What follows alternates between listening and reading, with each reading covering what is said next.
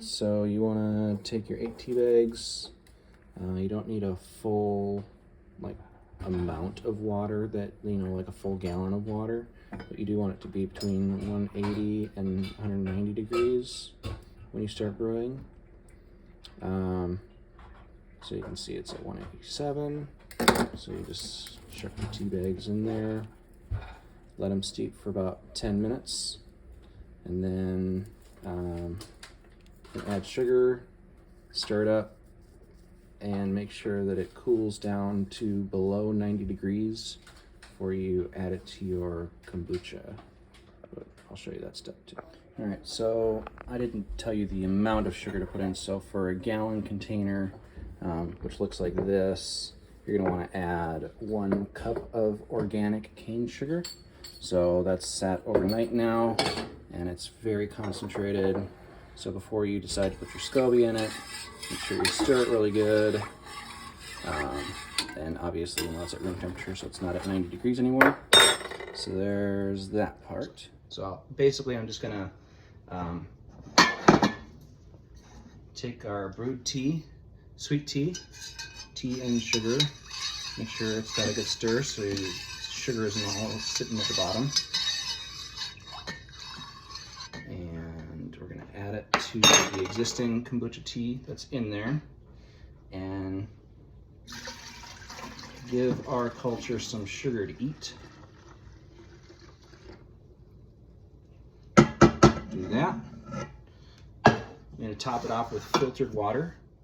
Again, just topped off the brewing vessel with filtered water, and just give it a stir again.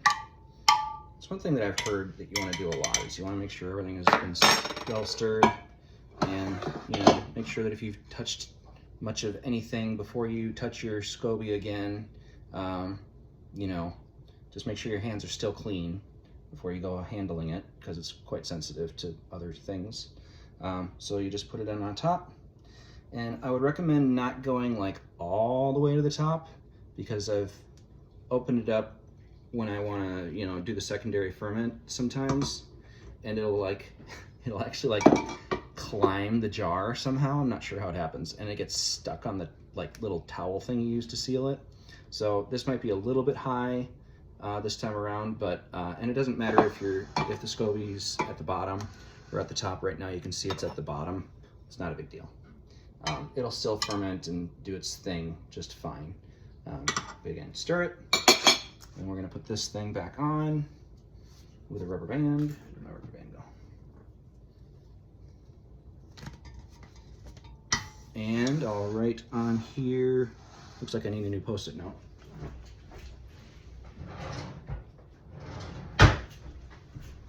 So I'll just write, I was playing around with oolong tea versus black tea.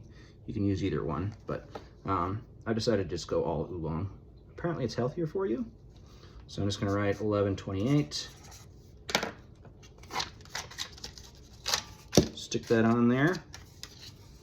And then I have found that above my refrigerator, it's actually a little warmer. So this little spot up here, where are we at? I can't see. This little spot right here is where I keep my kombucha. It's a little bit warmer than other places. So there's 2 other batches that I've got going on right now. So you stick it up there, and if you dated it, then you know how long of a ferment it's been, and that's a lot of it.